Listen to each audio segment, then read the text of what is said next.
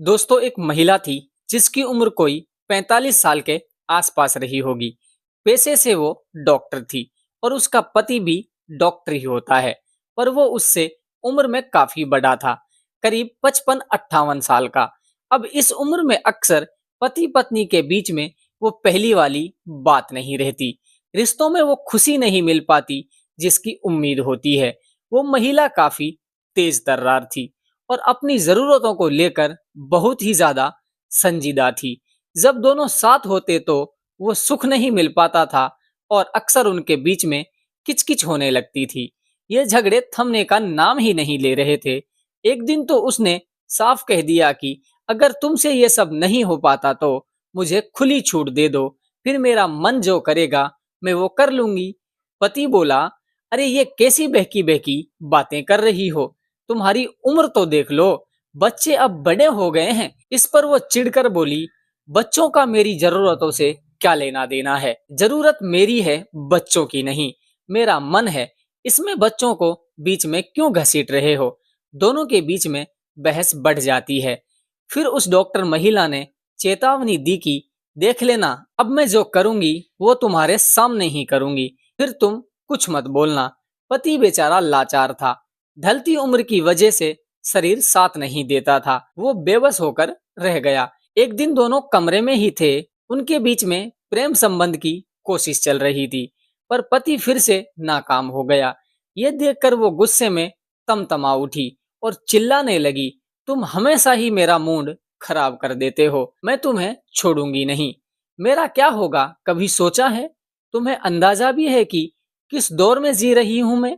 इतना कहकर वो बाहर निकल गई और अपने ड्राइवर को अंदर बुला लिया। उसने पति के सामने जो किया उसे सुनकर आप हैरान रह जाओगे। कोई इतना मॉडर्न कैसे हो सकता है कि अपने पति के सामने वो सब करे जो उसने कभी नहीं सोचा हो? आइए आपको इस कहानी को पूरा विस्तार से समझाता हूँ, पर उससे पहले आपसे एक छोटी सी गुजारिश है। अगर आपने अभी तक मेरा चैनल सब्सक्राइब नहीं किया है तो प्लीज मेरे चैनल को सब्सक्राइब कर दीजिए। आप वीडियो कहाँ से देख रहे हो प्लीज कमेंट बॉक्स में कमेंट करके जरूर बताएं। अगर वीडियो पसंद आता है तो एक लाइक भी जरूर कर देना। आपका एक लाइक हमें बहुत हिम्मत देता है। तो चलिए कहानी शुरू करते हैं। दोस्तों, मेरा नाम है आर्यन और आप देख रहे हो आर्यन हिंदुस्तानी यूट्यूब चैनल। आज की यह सच्ची घटना बेंगलोर की है। वहां एक परिवार रहता था जिसमें बस पति पत्नी थे और दोनों ही डॉक्टर थे। सोनम और रंजन। सोनम की उम्र 45 साल के करीब थी और रंजन 55 से 57 साल के आसपास था। दोनों अलग अलग जगह काम करते थे। सोनम एक बड़े प्राइवेट अस्पताल में नमी डॉक्टर थी, जबकि रंजन सरकारी डॉक्टर थे। उनके बच्चे विदेश में डॉक्टरी की पढ़ाई कर रहे थे। घर में पैसों की कोई कमी नहीं थी। गाड़ी थी, बंगला था, सारे ऐशो आराम थे, सब कुछ था उनके पास में। पर सोनम को एक ही टिस रहती थी कि अपने पति का वो साथ और वो प्यार नहीं मिल पाता था। 60 की उम्र के करीब पहुंचते पहुंचते रंजन अब अपनी पत्नी की इच्छाएं पूरी करने के काबिल नहीं रहता। वहीं सोनम ने खुद को बहुत मेंटेन कर रखा था। उसे देखकर कोई भी नहीं कह सकता था कि ये 45 साल की है। लोग उसे 33 से 37 साल का ही समझते थे। वो रोज जिम जाती थी, अपनी फिटनेस और डाइट का पूरा ख्याल रखती थी ताकि मोटापा ना आ जाए और लोग बातें ना बनाने लगें। इस उम्र में भी उसमें गजब का जोश था।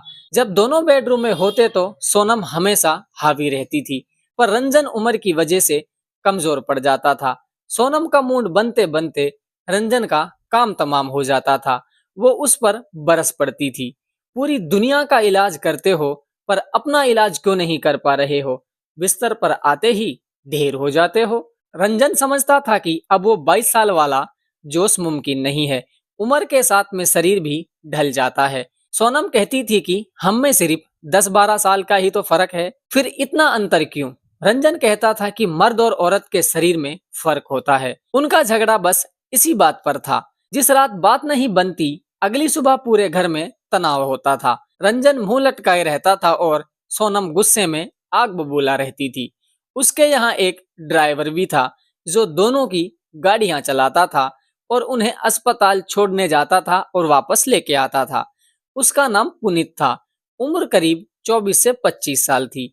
वो दिखने में भी काफी स्मार्ट और अच्छे स्वभाव का था। रंजन और सोनम दोनों ही उसे बहुत मानते थे। एक रात करीब 10 से 11 बजे का वक्त था। दोनों काम से लौट आए थे। घर पर खाना तैयार था और दोनों बैठकर शराब पी रहे थे। पुनीत के लिए उन्होंने बाहर एक कमरा बनवा रखा था ताकि जरूरत पड़ने पर वो तुरंत हाजिर हो सके। पुनीत वहीं रहता था। जैसे जैसे शराब का नशा चढ़ा, दोनों का मूड बदलने लगा। पहले तो हंसी मजाक हो रही थी, पर फिर सोनम मदहोश होने लगी। उसने रंजन को फोन पर कुछ अजीब तरीके की वीडियो दिखाना शुरू कर दी और कहा कि अगर ऐसा करने का मौका हमें भी मिले तो कितना मजा आएगा। रंजन बोला कि ये कैसे हो सकता है, इसमें तो 2 लोग हैं, मैं तो अकेला हूँ। वो बोली, कोशिश तो करो, देखो ये लोग कितना इंजॉय कर रहे हैं। रंजन सोचने लगा कि इसके दिमाग में यही सब आता रहता है। रंजन ने कहा कि तुम आजकल इन फालतू चीजों पर ज्यादा ध्यान दे रही हो, आखिर चाहती क्या हो? सोनम बोली, सच तो यह है कि मेरी इच्छाएं मरती जा रही हैं। तुम तो अपना काम करके सो जाते हो, पर मेरी जरूरतें अधूरी रह जाती हैं। रंजन ने लाचारी जताई कि वो चाह कर भी कुछ नहीं कर पा रहा है। सोनम ने फिर से पैग बनाए। 3-4 पैग और अंदर चले गए। अब दोनों पूरी तरीके से नशे में थे। सोनम बोली, आज कुछ नया करते हैं। रंजन ने पूछा, पर दूसरा बंदा कहाँ से आएगा? सोनम फटाक से बोली, अपना पुनीत है ना, कहो तो उसे बुला लूं। घर की बात है, घर में ही रह जाएगी। रंजन ने मना कर दिया कि ये ठीक नहीं है। सोनम खाना ले आई और शराब चलती रही। रंजन का नशा इतना हावी हो गया कि वो बेड पर गिर जाता है और खर्राटे लेने लगता है, पर सोनम की बेचैनी बरकरार थी। वो उठी और सीधे पुनीत के कमरे की तरफ चली गई। पुनीत जागा हुआ था। उसने दरवाजा खोला और मालकिन को सामने पाया। वो बोला, जी मैडम, क्या काम है? सोनम अंदर आ गई। जब पुनीत ने दरवाजा बंद करने का पूछा तो वो बोली कि मुझे तुमसे कुछ बात करनी है। पुनीत घबरा गया कि साहब देख लेंगे तो क्या होगा, पर सोनम ने कहा कि वो गहरी नींद में है और उसके पास बैठकर घर परिवार की बातें करने लग जाती है। फिर धीरे से पूछा, क्या तुम्हारी कोई गर्लफ्रेंड है? पुनीत ने कहा, काम से फुर्सत ही कहाँ मिलती है मैडम। सोनम अपने बालों में हाथ फेरते हुए बोली, क्या मैं तुम्हें अच्छी नहीं लगती? पुनीत दंग रह गया। उसे समझ में नहीं आया कि मैडम ने आज क्या पी लिया है। उसने कहा, मैडम आप नशे में हैं, जाकर सो जाइए। पर सोनम ने उसे छूना शुरू कर दिया और करीब आ गई। पुनीत जवान था। वो समझ रहा था कि सोनम ने अपनी साड़ी का पल्लू गिरा दिया और बोली, देखो मैं कितनी सुंदर हूँ, चाहो तो आज पूरा मजा ले सकते हो। पुनीत ने हाथ जोड़ लिए। मैडम ये गलत काम है, साहब को पता चला तो मेरी नौकरी चली जाएगी, इसी से मेरा घर चलता है। सोनम बोली, पैसे की फिक्र मत करो, मैं तुम्हें माला माल कर दूंगी। तुम्हारे साहब अब किसी काम के नहीं रहे। हमारी रोज इसी बात पर लड़ाई हो जाती है। मेरी इच्छाएं इस उम्र में और ज्यादा बढ़ गई हैं। उसने पुनीत को बहुत समझाया कि बाहर बदनामी का डर है, इसीलिए वो उसके पास आई है। पुनीत का मन एक पल के लिए डोल गया। पैसा और इतनी खूबसूरत औरत, बुरा क्या है? पर वो ईमानदार था। उसने खुद को संभाले रखा और कहा, मैडम आज नहीं, मुझे सोचने का वक्त दीजिए, कल जब आपका नशा उतर जाएगा तब बात करेंगे। सोनम मुश्किल से अपने कमरे में वापस आई और सो गई। सुबह उठी तो जैसे कुछ हुआ ही ना हो। वो पुनीत को देखकर बस मुस्कुराई। जब उसे वो अस्पताल छोड़ने जा रहा था, तब सोनम ने फिर से पूछा, कल के बारे में क्या सोचा है? पुनीत बोला, मुझे लगा आप नशे में थी। सोनम ने मना किया कि वो नशे में नहीं थी, पर उसकी बात सच थी। पुनीत ने बड़ी सफाई से जवाब दिया, मैडम जिस थाली में खाता हूँ उसमें छेद नहीं कर सकता। आपकी बदौलत मेरा घर चलता है। मैं आपके साथ ये गलत काम कैसे कर सकता हूँ? उसकी ये ईमानदारी देखकर सोनम दंग रह गई। उसे लगा कि आज के दौर में कोई ऐसा लड़का भी हो सकता है क्या? उस दिन के बाद उसने ये बातें बताना बंद कर दी। उसने पुनीत की तनख्वाह भी बढ़ा दी और हर महीने 4,000 रुपए ऊपर से देने लगी ताकि उसे तंगी ना हो। उसने कह दिया कि अब से तुम मेरे बहुत ही खास हो, कोई भी दिक्कत हो तो बेझिझक बता देना। उनके बीच में एक गहरा और सम्मानजनक रिश्ता बन गया।